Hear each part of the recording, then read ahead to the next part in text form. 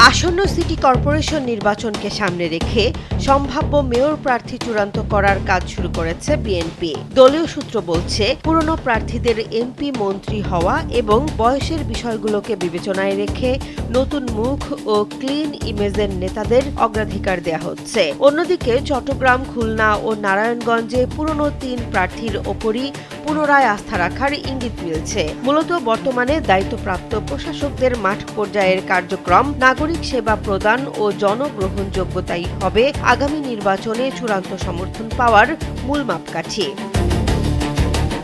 বিএনপির নেতারা বলছেন, প্রশাসক হিসেবে দায়িত্ব পালন করায় সম্ভাব্য প্রার্থীরা জনগণের সঙ্গে সরাসরি কাজ করার সুযোগ পাচ্ছেন। এই সময়ে তাদের কার্যক্রম, জনসম্পৃক্ততা এবং বিতর্কমুক্ত ভাবমূর্তি পর্যবেক্ষণ করছে দল। দায়িত্ব পালনে ব্যর্থতা বা নেতিবাচক ভাবমূর্তি তৈরি হলে বিকল্প প্রার্থীও বিবেচনায় আসতে পারে। একটি প্রত্যাশা ছিল, আশা ছিল, আকাঙ্ক্ষা ছিল। দলটির মতে নতুন মুখকে গুরুত্ব দেওয়ার পেছনে কয়েকটি কারণ রয়েছে। অনেক সাবেক মেয়র বর্তমানে সংসদ সদস্য বা মন্ত্রী হওয়ায় তাদের ফের সিটি নির্বাচনে আনার সম্ভাবনা কম।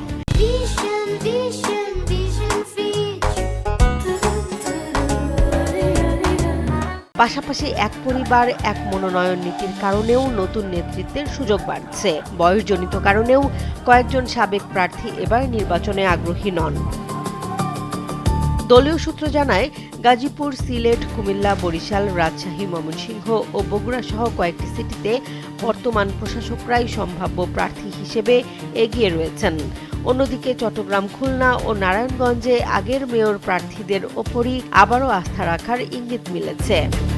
বিএনপির স্থায়ী কমিটির সিনিয়র সদস্য ডক্টর খন্দকার মোশাররফ হোসেন বলেছেন, চূড়ান্ত সিদ্ধান্ত দলীয় ফোরামেই হবে। জনপ্রিয়তা, গ্রহণযোগ্যতা, সাংগঠনিক দক্ষতা এবং সততাকেই প্রার্থী বাছাইয়ের ক্ষেত্রে সর্বোচ্চ গুরুত্ব দেয়া হবে।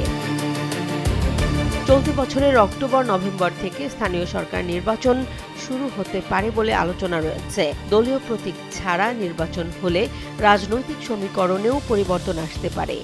এমন বাস্তবতায় বিএনপি প্রশাসকদের মাঠ পর্যায়ের কাছকেই সম্ভাব্য মেয়র প্রার্থী বাছাইয়ের সবচেয়ে গুরুত্বপূর্ণ পরীক্ষার মাপকাঠি হিসেবে দেখছে।